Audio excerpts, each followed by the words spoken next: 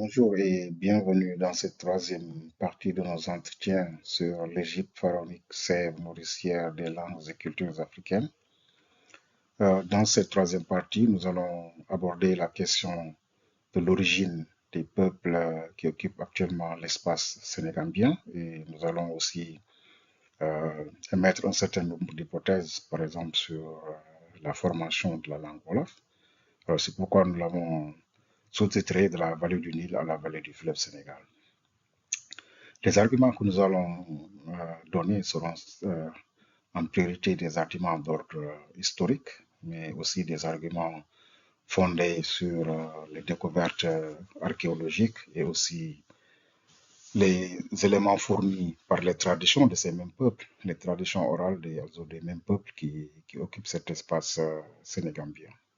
Alors, pour une question de temps, les arguments d'ordre linguistique qui vont venir pour étayer toutes ces hypothèses que nous allons développer ici, ce sera dans un autre module pour ne pas trop tirer en longueur. Donc, nous reviendrons dans un autre module pour présenter les arguments d'ordre linguistique. Mais ouvrons peut-être d'abord une petite parenthèse par rapport au module précédent où nous parlions de l'égyptien et des langues africaines, où nous avons comparé le Wolof, l'égyptien et d'autres langues sémites au niveau de leur vocabulaire de base, pour indiquer quelques pistes de recherche qui nous semblent être intéressantes, qui pourraient être fructueuses.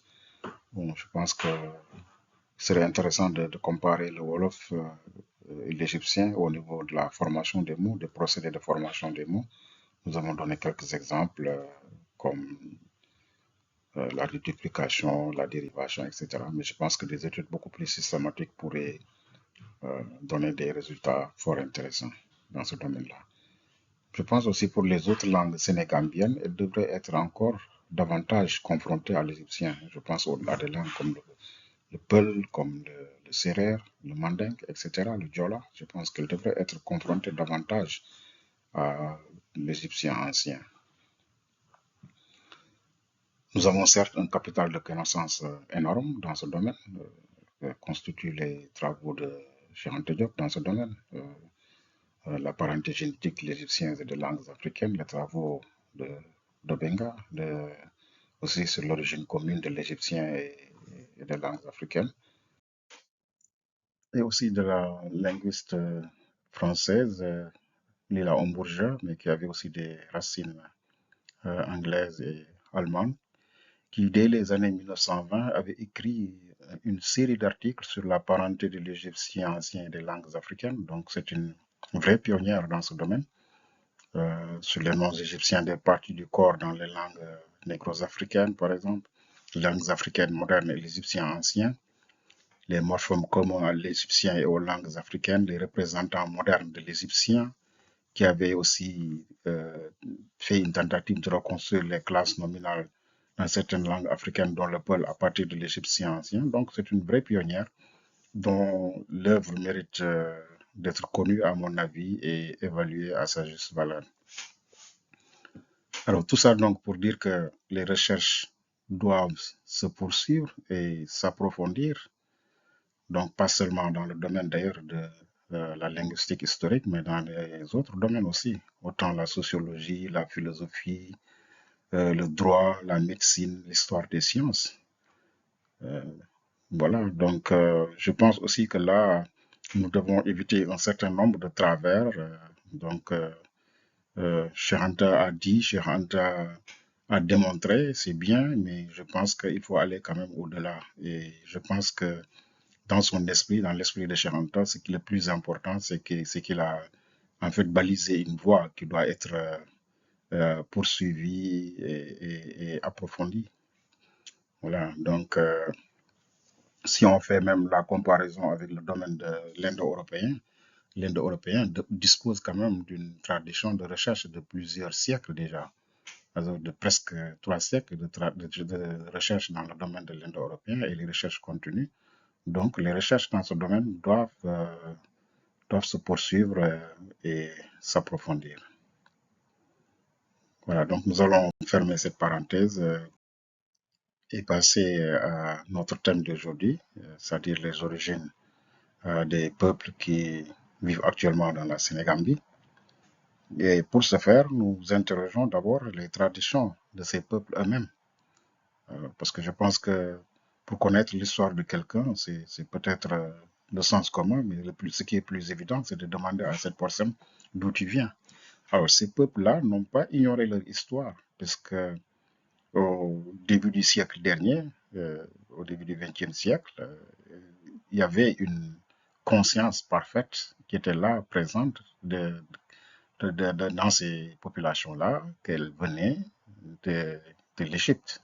Et ça, c'est Rousseau qui le dit, Rousseau qui a publié les cahiers de Yorodjo sur lesquels nous reviendrons largement.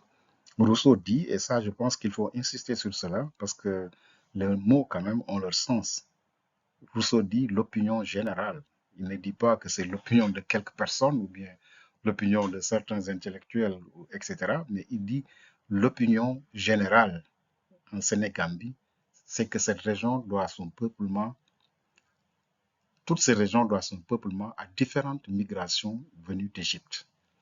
Alors là, on voit très bien qu'il y avait encore cette conscience-là de l'origine égyptienne. Ces populations savaient parfaitement bien qu'elles venaient, qu'elles n'étaient pas originaires de la Sénégambie, mais qu'elles avaient migré d'Égypte. Et ce que finalement aussi Yoro Diaw fait, pas seulement Yoro Diaw d'ailleurs, parce qu'il y a Yoro Diaw, mais il y a aussi Siré Abasso, qui était un autre aussi historien, en tout cas un des premiers historiens euh, de la sous-région, qui avait écrit aussi en langue arabe l'histoire du Fouta Toro, chronique du Fouta Toro, qui ont été assez publiées. Alors, dans ces chroniques du Fouta Toro ou bien dans les cahiers de Yoro Diaw, ce qu'ils ont fait, c'est ils ont rassemblé finalement les traditions qui étaient là. Alors, Yoro Diaw étant parfaitement bien placé, parce que Yoro Diaw avait été, faisant partie de l'aristocratie d'abord, tu vois, alors de par ses origines, mais qui a aussi fréquenté l'école des fils de chef, qui avait été instituée par Faidherbe à Saint-Louis pour coopter les fils de chef, les fils de l'aristocratie traditionnelle, et les mettre à l'école et au service de la France. Donc c'est ce Yoro Diaw, bien placé, bien imbibé des traditions locales, qui a finalement écrit cet ouvrage majeur dans ses cahiers où il donne les 6 migrations venues d'Égypte auxquelles la Sénégambie doit son peuplement. Bon, cependant, il faut évoquer un certain nombre de difficultés qui se posent avec les sources de la tradition orale, non pas par rapport aux faits qui sont évoqués, parce que généralement les faits évoqués par la tradition orale ce sont des faits réels, ce sont des faits qui sont produits. Il y a suffisamment d'exemples. En 2008, un archéologue allemand du nom de Helmut Reitze a pu trouver à Aksum Dongour, en Éthiopie, les restes du palais de la reine de Saba et était partie principalement des indications données par la tradition orale. Il y a d'autres exemples. Donc les faits généralement évoqués par la tradition orale, c'est des faits réels, mais le problème se situe surtout au niveau de la chronologie, parce que les faits sont en grande majorité sont délogés de leur contexte chronologique. C'est des faits qui peuvent se passer plusieurs siècles avant, et on les ramène dans un contexte actuel, ou bien des faits récents qu'on fait reculer de plusieurs siècles en arrière. Donc c'est pourquoi je pense aussi, pour les informations données ici par la tradition orale et recueillies par Yoro Diaw, il y a toujours quand même un certain nombre de difficultés par rapport à la chronologie. Et on le verra tout à l'heure. Donc, la première migration donnée par Yarago, par exemple, c'est celle des Diaogo, mais il se pose des problèmes, par exemple, quand on prend les autres. Est-ce que vraiment, c'est réellement, c'était la première migration ou bien est-ce qu'il y a eu d'autres migrations avant? Ça, c'est des difficultés inhérentes à la tradition orale et nous le verrons tout à l'heure. Alors, la première vague migratoire que donne autant Yoro Diaw que Siré Abasso et la migration des Diaogo. Alors, ces Diaogo, ce sont eux qui ont fondé le royaume du Tekrour, la première entité politique connue au nord du Sénégal. Alors, vous voyez, ce nom de Tekrour, ce nom de lieu, le Tekrour est un nom de lieu que l'on retrouve aussi dans les textes égyptiens. et notamment sur la stèle de la victoire de Meremta. Alors là, ce hiéroglyphe de Tekour que vous voyez ici, nous l'avons tiré de la grammaire égyptienne de Champollion. C'est un nom de lieu qui se trouve en Nubie. Et on le trouve également chez Sibelius dans l'ouvrage d'une autre égyptologue allemande, Sibelius, qui a écrit un ouvrage de très grande portée, de très grande valeur, que nous avons exploité aussi dans nos recherches, et qui s'appelle Les noms africains, les noms de lieux, les noms africains des lieux et les noms de peuples africains dans les textes hiéroglyphiques et hiératiques. Alors, on retrouve ici, comme vous le voyez, Tekrar chez Sibelius, et c'est aussi un nom de lieu qui se trouve également en Nubie. Donc, vous voyez, c'est Diaogo qui viennent de la vallée du Nil, qui viennent dans la vallée du fleuve Sénégal. Le premier royaume qu'ils vont constituer s'appelle aussi le Tekrour. Et on sait que ça, c'est quelque chose de commun, que les peuples, en se déplaçant, ils amènent avec eux aussi les toponymes, les noms de lieux. Alors, nous reviendrons plus largement sur ça dans la partie consacrée aux toponymes, dans la partie linguistique qui suivra dans le prochain module.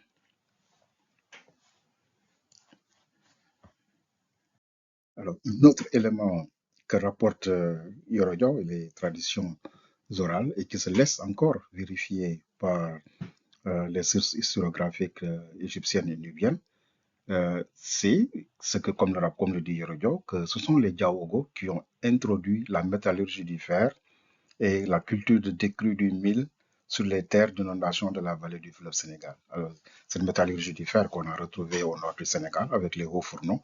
Alors, Yoro Diaw nous dit que bon, les Diaogo, ils ont régné 130 ans au Tekrour et qu'ils portaient des sabliers et des armures faites de ce métal-là et que ce sont eux qui ont introduit cette métallurgie du fer au Sénégal. Alors, là aussi, c'est les sources, en fait, historiques égyptiennes viennent confirmer cela. Parce que nous savons que la Nubie, also là où se trouve le Tekrour, la Nubie était un haut lieu de la métallurgie du fer qui commerçait à cette époque-là avec la Chine, le reste de l'Afrique, qui était un haut lieu de la... On l'appelait même dans les sources, certains historiens appellent la Nubie même la Birmingham de l'Antiquité, tellement alors, la technologie de production du fer et la métallurgie du fer y étaient développées. Donc, on voit là aussi que les sources fournies par les traditions sénégambiennes viennent sur ce point aussi concorder avec les éléments de l'historiographie égyptienne et nubienne. Alors, d'autres événements historiques de grande importance qui viennent encore confirmer, qui viennent encore étayer les éléments rapportés par la tradition orale, c'est que dans cette moitié du IIIe siècle avant Jésus-Christ, c'est une période de très vastes conflits, de conflits très âpres entre, d'une part, les Ptolémées, les Ptolémées les Ptolémées grecs, les rois usurpateurs grecs, qui ont régné en Égypte, entre eux et le reste du royaume de Couche qui s'était réfugié en Nubie, à Méroé. Donc, il y a eu des conflits très âpres entre les Ptolémées et le royaume de Méroé. Vous savez que les rois nubiens à la 25e dynastie, c'est la dernière dynastie pratiquement africaine qui a régné en Égypte. Hein. C'est après la défaite nous reviendrons sur ça plus loin, des rois nubiens de la dynastie couchite qui a régné en Égypte pendant près de 100 ans et qui va succomber après aux Assyriens, que l'Égypte a commencé à perdre définitivement son indépendance. C'est ces rois-là que l'historiographie falsificatrice occidentale appelle les pharaons noirs, ce qui semble pour certains flatteur, mais qui est en fait une grande mystification. Parce que ce terme-là laisse penser qu'il y a des pharaons blancs ou en tout cas d'autres pharaons. Bon, voilà. Donc c'est une période de très grands conflits. Ces conflits éclatent entre les Ptolémées et les rois de Méroé. Et une égyptologue, Catherine Barth, anglaise, pense que c'est à cette période même de ces conflits-là qu'est né le déplacement de la capitale de Napata, parce que la capitale euh, était à Napata avant d'être transférée vers Méroé. Nous savons aussi que Diodore rapporte que il y a eu un conflit aussi dans cette même période entre Ergamène, qui était le roi de Méroé, et le clergé de Napata. Parce que le clergé de Napata, les prêtres qui étaient à Napata, lui avaient euh, intimé l'ordre de s'auto-sacrifier, c'est-à-dire de se donner la mort, quoi, d'après leur propre coutume et leur tradition. Et Ergamène, c'est ce que rapporte Théodore de Sicile, refusa et marcha contre le clergé de Napata pour les exterminer, en tout cas tous. Et nous savons, bon, c'est de là qu'a pris fin, en fait, cette tradition. Bon, on reviendra sur ça, hein, cette tradition qui existait dans les royaumes africains anciens. Quand le roi a commencé à perdre ses forces, en tout cas à devenir vieux, il devait soit s'auto-sacrifier dans certains cas. Et Théodore nous dit, comme en fait Ménès, ou bien le Narmer, le roi Narmer, en Égypte, qui avait fait cesser en Égypte cette pratique pour la remplacer par des rites plutôt symboliques que la mise à mort effective du roi. Quoi qu'il en soit, euh, le déplacement, il y a eu un déplacement de la capitale de Méroé, donc de Napata, c'était l'ancienne capitale des rois de Méroé, vers l'île de Méroé. Voilà, c'est à cette époque que le déplacement de la capitale survient. Mais ce que nous avons trouvé encore et qui me semble tout à fait extraordinaire, c'est que ces termes-là, ces termes de Méroé, qui s'appellent en méroïtique, on retrouve aussi le terme de Bedawi, Méroé ou Bedawi, c'est équivalent. En méroïtique, on dit Bedawi, on dit Méroé aussi. Mais tous ces termes-là trouvent en fait une étymologie en Wolof. Et ça, c'est tout à fait extraordinaire, hein. Vous voyez les concordances, les éléments que fournir l'historiographie, que fournir l'histoire égypto-nubienne, concordent avec les éléments de la tradition. Mais là aussi, au niveau, par exemple, de l'étymologie, vous savez que Merowi, Merowi en Wolof, ça veut dire la dispute. Merowi, comme Mero, ça veut dire se disputer, et Merowi, c'est la dispute. De même que Bedawi, le terme méroïtique, trouve aussi une étymologie en Wolof. Voilà, Beddi, parce que Beddi, c'est s'isoler. Beddi en Wolof, c'est s'isoler. Donc, Bedui, c'est l'isolement. Alors, ça correspond à ce qui s'est passé, en fait, sur le plan de l'histoire. À ce conflit et le transfert de la capitale de Napata vers Meroé. Donc, vous voyez que là aussi, il y a des concordances extraordinaires. Alors, la violence et l'âpreté de ces conflits qui surviennent à cette époque dans les restes, si on peut dire ainsi, de ce dernier grand empire, en tout cas dans cette période de l'Antiquité, indépendant africain, le royaume nubien de Méroé, il y a eu de très vastes et âpres conflits. Méroé était attaqué de toutes parts par les Romains, etc., qui ont attaqué. On voit par exemple sur cette image les rois et la reine des Méroé qui sont en train de symboliquement de soumettre des peuples sémites, etc., et certains peuples africains aussi. Donc c'était une période de très âpres conflits. Ce royaume de Méroé était assiégé de toutes parts, hein, attaqué de toutes parts. Alors on sait que c'est aux environs du IIIe siècle après Jésus-Christ qu'il y a eu subitement euh, une mise à sac totale de Méroé, de la capitale de cet empire, de Méroé, a été totalement mise à sac et abandonnée aux environs du IIIe siècle, après Jésus-Christ. Alors, vous voyez bien, là aussi, sur le plan même de la chronologie, c'est parfaitement concordant sur le plan de la chronologie. Donc, c'est une période de très grand bouleversement, donc avec des départs, des migrations dans toutes les directions. Mais à l'époque même où euh, euh, prend fin pratiquement. C'est l'époque vraiment où Méroé a été saccagé et abandonné.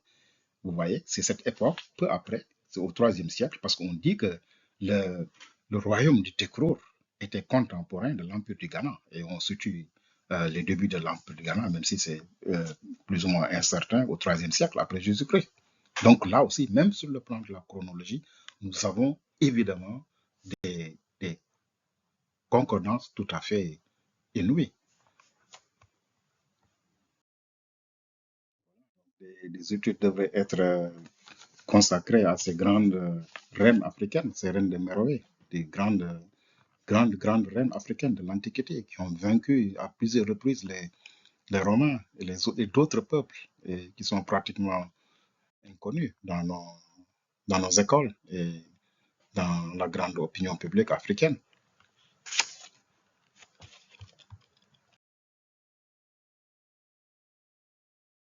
Vague migratoire donnée par les traditions orales et rapportée par Yorodon et la vague migratoire dénommée les manas, la migration dite dénommée les manas. Alors, Yorodon nous dit que les chefs de ces dynasties portaient le titre de Fari ou Pharaon, qui est le vrai titre d'empereur en Wolof ou en Peul. Voilà, on le sait, on sait qu'en Wolof, le Bour Fari, le Fari, c'est le vrai nom en fait d'empereur, c'est l'empereur en Wolof ou en Peul, et qui est resté dans les titres de noblesse des royaumes de la Sénégambie. Et en fait, pharaon, ça vient en égyptien, c'est pas pharaon, mais c'est Peria. Peria, ça veut dire la grande maison. La grande maison. Alors, père, vous savez, père aussi, c'est le père, maison en égyptien, mais vous retrouvez aussi en Wolof, père, c'est la clôture. Peria, c'est la grande clôture ou bien la grande maison. Et la grande maison, vous retrouvez ça aussi en Wolof, Kergoumak. Donc, on parle toujours de Kergoumak, la grande maison, avec beaucoup de différences, mais sans pour autant savoir vraiment d'où tout cela vient. Alors, Yoro continue et dit que leur règne durera 300 ans. Et le pharaon, il donne aussi, et c'est ça qui est tout à fait extraordinaire, de donner de la tradition orale. Nous l'avons vu avec la migration des Diaogo, qu'il donne aussi d'autres éléments. Il donne le pharaon, les Ptolémées, sous laquelle cette migration a eu lieu, mais donne aussi d'autres éléments que nous avons vus, la métallurgie du fer, etc., la culture de décrue de la vallée du fleuve Sénégal, etc., les technologies qu'ils ont introduites. Mais là aussi, il nous dit que c'est Sosé Touré, dans cette deuxième migration, qui était le roi d'Égypte sous lequel cette migration a eu lieu parce qu'il y avait eu, dit-il, d'innombrables vexations dues en fait aux constructions qui étaient là, aux constructions entreprises par ce pharaon. Donc c'est ça, d'après les traditions orales, c'est ça qui a été cause de cette grande vague migratoire encore vers la vallée du fleuve Sénégal. Alors, observons maintenant le cas du pharaon Sosé Touré dont parlent les traditions sénégambiennes. C'est un cas qui est vraiment particulièrement intéressant à mon avis. Alors, le Sosé Touré dont parlent ces traditions correspond, en tout cas du point de vue phonétique, parfaitement bien à ces ostrices des Grecs. Alors, vous voyez bien ici le sésostris, si vous nous enlevez la terminaison, en tout cas, is des noms égyptiens, c'est des grécicismes en fait. Hein. Vous avez les Grecs ajoutent toujours un is sur les noms égyptiens, comme par exemple Sérapis, Amasis, etc., etc., ou bien Es, Ramsès, etc. Donc, si vous enlevez cette terminaison typiquement grecque, qui est ajoutée par les Grecs au nom égyptien, vous voyez, le radical qui reste, en fait, c'est sauce et le TR. Nous savons qu'il n'y a pas de vocalisation. Alors, là, il suffit simplement de permuter le E et le O pour avoir saucé et le TR, Touré. Il manque simplement ici les voyelles. Vous voyez, donc, le nom de ces autrices, c'est saucé Touré, se rapporte, en tout cas à notre avis, parfaitement à ces autrices. Et là aussi, il y a d'autres éléments qui viennent encore prouver cela. Nous savons que un égyptologue allemand, Kurt Seth, qui spéculait sur l'identité de ce pharaon. C'est un pharaon mythique, en fait. C'est l'un des pharaons les plus mythiques de l'Égypte, que Kurt Seth, qui spéculait un peu sur l'identité de ce pharaon, nous dit que, bon, en fait, son nom pourrait être Sos, voilà, c'est comme ça que vous voyez, c'est comme ça qu'il dit, avec les croix là-bas, Sos, ou bien Sosé, qui était aussi un nom, portait un nom propre, qui était courant en Égypte. Donc, vous voyez, Sosé, que nous connaissons que ce nom existe encore en Sénégambie. Et il y a un nom aussi, Touri, que nous retrouvons dans le livre des morts, que vous voyez ici, le nom de Touri. Donc, tous les deux noms, Sosé et Touré, et Touri, Touré ou Touré, c'est des noms qui existaient en Égypte. Alors, mais ce qui est, bon, aussi là, peut-être une petite parenthèse, en tout cas, nous savons que le professeur Aboubakr Lam a plutôt identifié le Sosé Touré de la tradition orale avec Sékou Touré. Sékou Touré qui était un pharaon, bon, pas un pharaon, moi j'aime pas trop les appeler pharaons, parce que ils n'étaient pas reconnus comme tels par les Égyptiens, c'était des envahisseurs. C'était un pharaon entre guillemets perse, de l'époque perse. Alors, c'est tout vrai, donc c'était un étranger.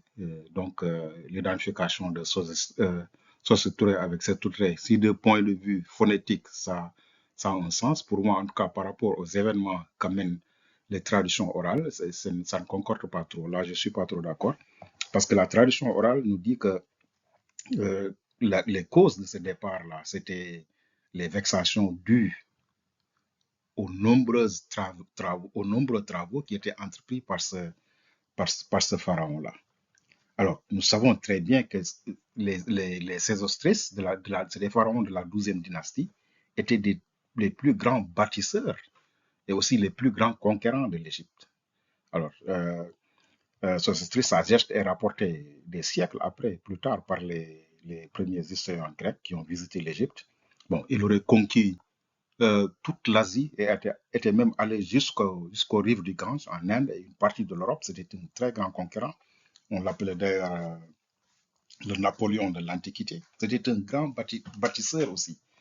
Il y avait des fortifications qui étaient, en tout cas, qui sont devenues inondées par les eaux du barrage d'Assouan. Un égyptologue anglais, William Adams, alors, qui s'étonnait encore au siècle dernier, il dit 4000 ans après la construction, après leur construction et 3000 ans après qu'ils furent abandonnés, ces reliques gargantuesques, hein, c'était les constructions qu'avaient fait ces pharaons-là à la frontière nubienne, s'élèvent 40 pieds au-dessus du sable du désert. On retrouve ces citations dans Martyr Bernal. Et Diodore de Sicile, en tout cas, rapporte que Sésostris bâtissait au Sosé bâtissait des temples dans toutes les villes égyptiennes à l'honneur des dieux qui étaient honorés. Et à la frontière est de l'Égypte, pour contenir les envahisseurs asiatiques, il bâtit un mur de 1500 stades pour contenir les Sémites et les Asiatiques. Voilà. Donc là, de ce point de vue-là, on le voit bien qu'il y a aussi là parfaitement concordance du point de vue du nom, mais du point de vue aussi des éléments rapportés par la tradition orale, les grandes constructions faites par ces pharaons-là, les Sosé-Touré. Voilà. Donc là, voilà aussi là, ces Sosé-Touré admiraient bien aussi là, ici, hein, le terrain qu'ils portent euh, à la poitrine. Ça aussi, nous reviendrons sur ça. Et toujours aussi, bon, vous voyez le vandalisme aussi qu'il y a eu au cœur des siècles. Regardez, les mains de tous ces pharaons-là sont coupées, ont été vandalisées, pour ne pas vraiment faire apparaître les traits typiquement africains. Si vous regardez bien, si vous prêtez attention, donc les noms de ces pharaons ont été cassés par les Vandales au, au fur des siècles.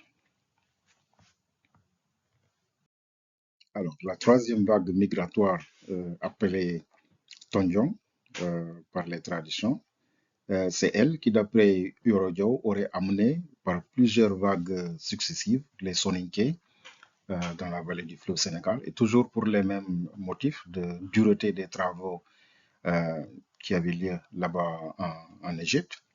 Bon, l'origine égyptienne des Soninké n'a fait pas de doute. Même le nom de Soninké, en fait, c'est un nom qui se rapporte à l'Égypte. Nous retrouvons dans les toponymes égyptiens Soun ou Sona, c'est l'Assouan. C'est là, la région d'Assouan que les Maures appellent Assouan. Soun ou bien Sona. Et l'Nké, on sait que le Ké, c'est pour dire les gens de. C'est comme on le retrouve aussi dans Foutanké. C'est les gens du Fouta. Donc Soninké, c'est les gens de Sona, de Soun, de cette province d'Assouan. Et Germaine Diterlen nous renvoie d'abord à son ouvrage aussi très intéressant pour ceux qui s'intéresse à cette question, surtout l'origine des Soninké, l'Empire du Ghana. Il s'agit d'un ouvrage de Germaine Tetelen et Diarra l'Empire du Ghana et les traditions Yerere, publié aux éditions Kartala. Très intéressant. Voilà, et que Germaine Tetelen dit que même les morts les appellent encore les Assouaniques. Les Assouaniques, c'est-à-dire les gens d'Assouan. Alors, il ne fait pas de doute que les Soninké, ils viennent d'Égypte, ils viennent de la province d'Assouan, de Son ou Souna. soninké. Voilà.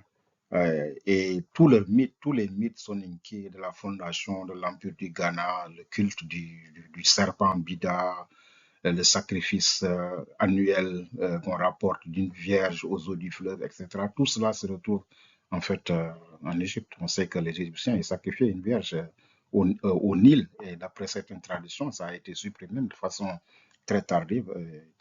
Je pense que nous reviendrons encore plus largement sur cela. La quatrième vague migratoire est celle dite de Termès ou Tourmis, qui aurait amené avec elle les Peuls et aussi les Soninké. Yoro Diaw nous dit que ces migrants vont soumettre les pharaons, les Faris qui étaient là, et prendre le titre de Lamdo, qui est l'Amido, ou bien Lamdo, qui est qui est le titre de chef en Peul. La dernière migration, celle qui est appelée Turicini ou Lamtoro, donc la dernière migration qui vient de l'Égypte, de la vallée du Nil vers le fleuve vers le delta du fleuve Sénégal, est appelée celle de Turicini, hein. Et Yoro Diaw nous dit qu'au cours de cette migration, il y a eu de nombreux conflits et qu'ils vont soumettre, en tout cas les populations qui étaient là, et de nombreuses populations, les Sérères, les Peuls, les Socé, etc., vont migrer plus au sud pour échapper à leur autorité. Et cette migration correspondrait aussi à la fondation de l'Empire du Jolof vers le 11e siècle, comme dit Yoro Diaw. Donc, c'est au cours de cette migration que l'on voit apparaître pour la première fois les Wolofs. Donc, les Wolofs se seraient formés, les Wolofs se seraient formés donc, au cours de cette migration. Alors, moi, je trouve que c'est très intéressant parce que les Wolofs apparaissent en tout cas dans toutes les sources historiques comme étant tardivement aussi arrivés dans la vallée du fleuve Sénégal. On les mentionne assez tard, donc à partir pratiquement du XIIe siècle, comme cela. Maintenant, l'hypothèse maintenant que nous avançons et à laquelle vraiment je crois qui est valable, vu aussi ce que nous savons de l'extraordinaire ressemblance qui existe entre le Wolof et l'Égyptien. Nous avons montré, en tout cas la dernière fois, au niveau du vocabulaire de base, et nous le verrons aussi au cours de tous ces entretiens. Vous verrez dans tous les domaines, c'est cette extraordinaire concordance, hein. Alors, pour moi, c'est ce qui expliquerait ça, en fait, que ces dernières vagues migratoires, ce sont eux qui vont amener les éléments de la langue parlée, en tout cas en Égypte, qui amènent ces derniers éléments de langue qui vont former, en fait, ce qu'on va appeler plus tard le Wolof. Bon, sans entrer dans les détails étymologiques, Wolof proviendrait, en tout cas d'après Yoro Diaw, de Wallaf, ou bien non, le nom du lieu où les gens auraient habité, Wallaf, ou bien Wallof, hein. Mais ce qui est le plus important, c'est que ce sont eux qui amènent les éléments de langue qui va constituer en fait la langue Wolof. Donc c'est un dernier état, un des derniers états en fait de la langue égyptienne. Et c'est ça qui explique la très grande proximité, en tout cas à mon avis, du Wolof et de l'égyptien. Et cela aussi se confirme quand on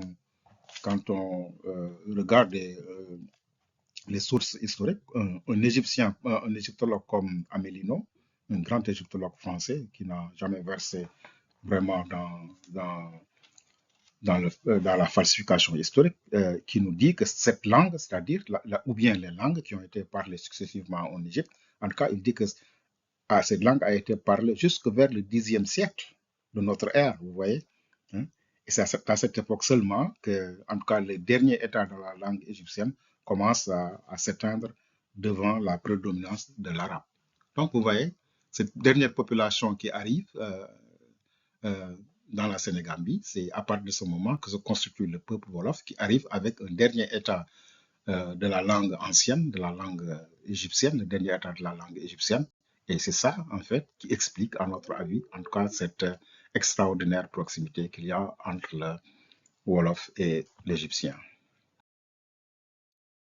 Peut-être maintenant une petite digression sur ces fameux pharaons de la dynastie nubienne, qui ont régné en Égypte à partir du 7e siècle avant Jésus-Christ. C'est la dernière dynastie qui a régné sur l'Égypte indépendante, qui étaient des Soudanais, des Nubiens. Celui qu'on voit ici, c'est Taharka, un pharaon qui était très célèbre, dans l'Antiquité, hein.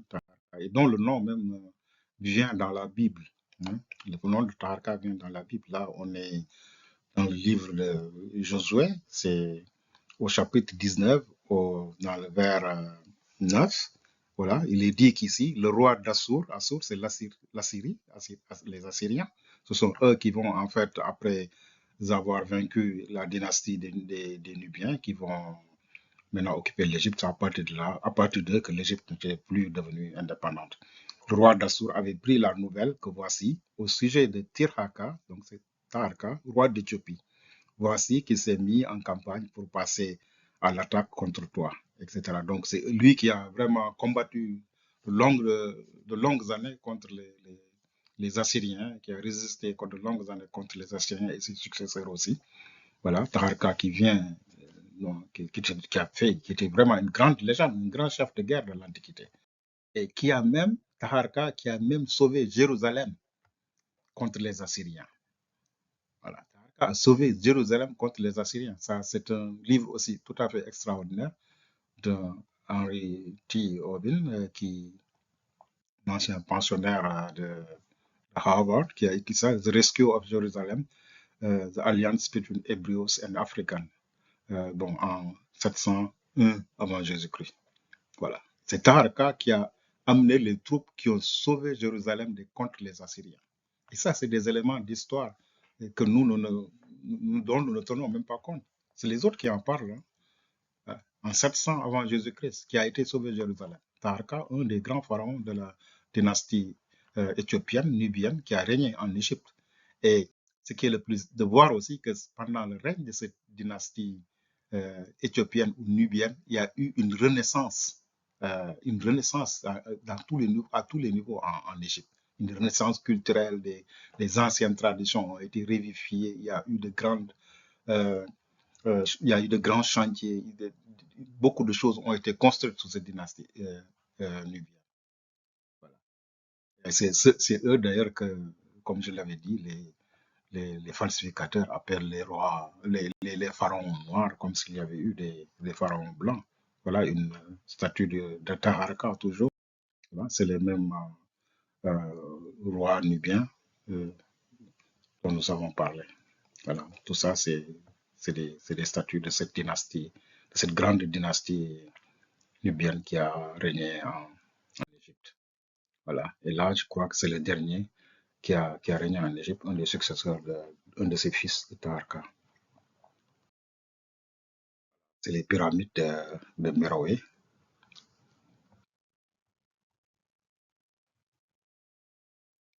Voilà, quelles leçons maintenant pourrions-nous tirer en guise de conclusion euh, de cette troisième partie riche d'enseignements, en tout cas à mon avis, euh, sur le plan historique?